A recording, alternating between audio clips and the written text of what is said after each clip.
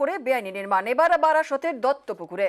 হুগলির উত্তরপাড়াতেও বেআইনি নির্মাণ, 6 তলা বাড়ির ছাদে বেআইনি শেড, আর এই নিয়ে আদালতে মামলা। গত বছর শেড ভাঙার নির্দেশ দেয় হাইকোর্ট। অভিযোগ তারপরেও টনক নড়েনি পুরসভার। শেষমেশ আচমকা পদক্ষেপ, ভাঙা হলো শেড।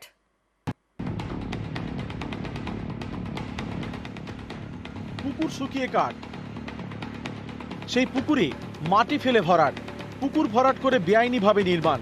এবার উত্তর 24 পরগনার বারাসত 1 নম্বর ব্লকের দত্তপুকুরের কদম্বগাছি গ্রাম পঞ্চায়েতের পূর্ব ইছাপুর। সম্প্রতি পাম্পের সাহায্যে এখানে পুকুর থেকে জল তুলে ফেলা হয়। এই কাজ করেন পুকুর মালিক ফানি সিং। তারপর মাটি ফেলে পুকুরের একাংশ ভরাট করা হয়। শুরু হয় বেআইনি নির্মাণ। কদমগাছি অঞ্চলে যেভাবে পুকুর ভরাট আগেও বিগত দিনে ঘটেছে, এখনও ঘটছে। কদমগাছি পঞ্চায়েত, কদমগাছি প্রশাসন তারা কখনোর জন্য তারা কর্ণপাত করে না। আমরা তীব্র প্রতিবাদ জানাচ্ছি এই পুকুর ভরাটের বিরুদ্ধে। আমরা এরকমভাবে পঞ্চায়েত থেকে করতে দেব না। আমাদের কাছ থেকে কোনো পারমিশন নিয়ে ওরা প্রথমত করেনি।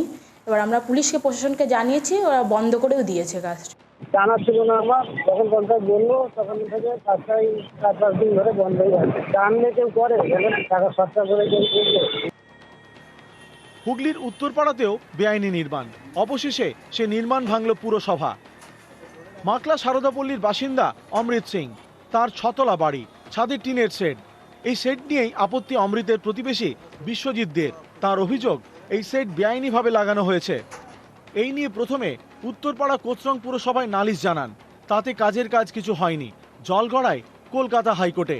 2022 সালে উত্তরপাড়া কোচরং পুরসভাকে বেআইনি শেড ভাঙার নির্দেশ দেয় আদালত, কিন্তু পুরসভা কোনো পদক্ষেপই করেনি। 2023 সালে ফের হাইকোর্টের দ্বারস্থ হন বিশ্বজিৎ। আবারও বেআইনি শেড ভাঙার নির্দেশ দেয় আদালত। এরপরেও তা ভাঙা হয়নি।